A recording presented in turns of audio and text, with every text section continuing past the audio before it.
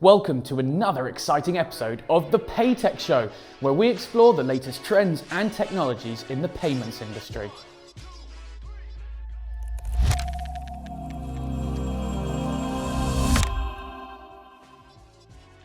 In today's episode, we're diving into the world of ISO 20022, the new global standard for financial messaging. With the deadline for adoption fast approaching, and some of them already passed, banks and businesses are facing a major challenge in implementing the new standard, especially after decades of operating on the previous one. To get a better understanding of the opportunities and challenges that ISO 20022 presents, we travelled to Frankfurt, the heart of the European banking industry.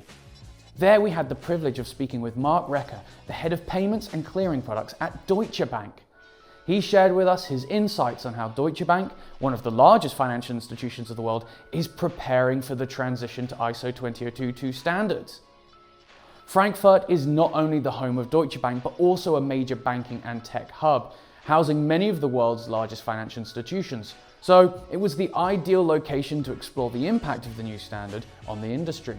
And as a result, we were lucky to be joined by Simon Wilson, the head of payments at Valantic, another Frankfurt-based organisation. He provided us here in the studio with a deeper understanding of how his organisation is helping banks of all sizes become compliant with ISO 20022 before and after that deadline. Now, join us in this episode as we delve into the world of ISO 20022 and explore the opportunities and challenges it presents for the payments industry. I think the banks are broadly in a good position, and if not ready today, with a clear to be ready imminently. But I think the pressure has been high. They're dealing with it in different ways. There's lots of core transformation of technology in terms of moving to ISO as a core data standard within their core systems. But there's a lot of shorter term wraparound message transformation capability. And horses for courses, both are absolutely applicable. But I think long term, to be fully digitalised, to be modern, to reduce the costs of running a payments ecosystem. There's lots of options there for banks, and I think there's an eye not just on the next few weeks. Clearly that's extremely important that the transition initially goes well, but there's an eye to 25 when it's mandatory for all.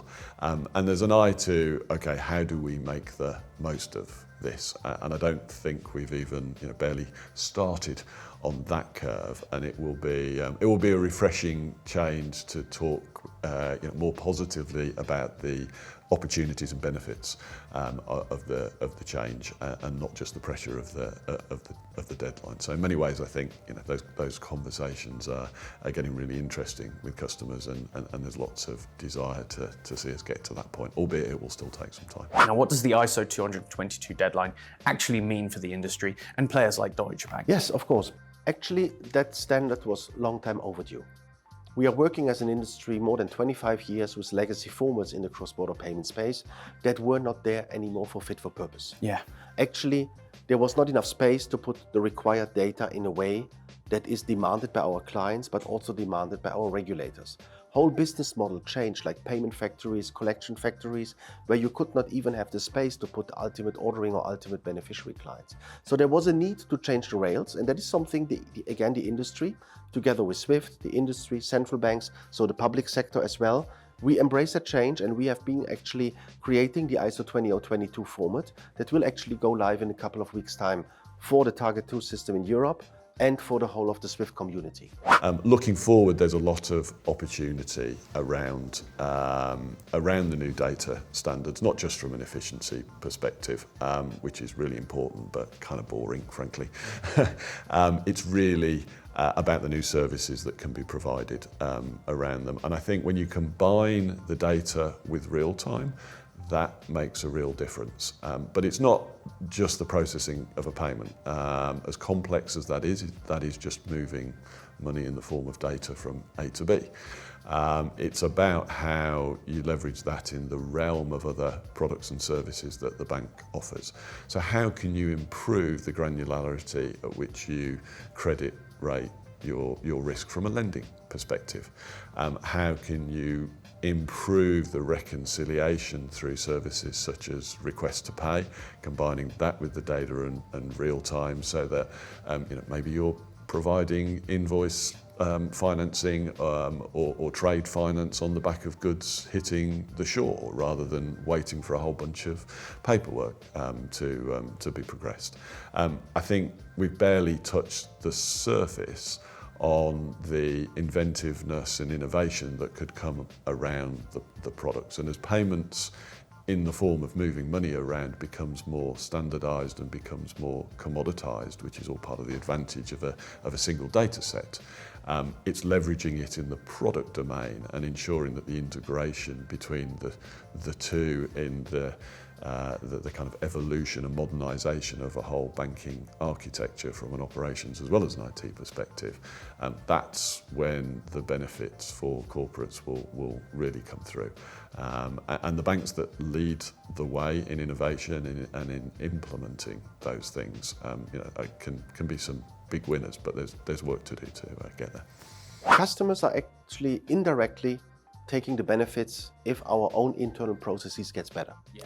Because ISO, what does it bring actually? It is a combination of more data and structured data. For example, it can achieve better compliance, less false positive regarding sanction screening. You have a lot of things that the bank can do better when the data quality that we get from our clients are actually better. And that is the piece indirectly clients are benefiting for a more seamless and better payment experience. But also there is an opportunity to create better insights in their payment behavior by using structured data. So there are services that can be built on top of the ISO 20022 migration, but it will take some time. Yeah. Because we are in the middle of the journey, or more even at the start of the journey, because until 2025, it's still optional for certain banks to move to ISO, but as of November 2025, it will be mandatory. And as of there, we will definitely see a huge uptick also with the respective advantages. Fascinating. And does Deutsche Bank look to maybe have a conversation and education with your customers because it's not just on the back end, is it? It truly is a back and forth, right? Absolutely, because you have to think about, we cannot invent data. Yeah. We get the data from our clients. Sure. So clients need to be on board, and especially the big volume clients, and the big volume clients for cross-border payments need to be brought on board, because they would need to adapt their static data into their own system to be able to send us structured information that we require to take all the advantages. So it's like education and also a bilateral collaboration amongst the banks with their respective clients.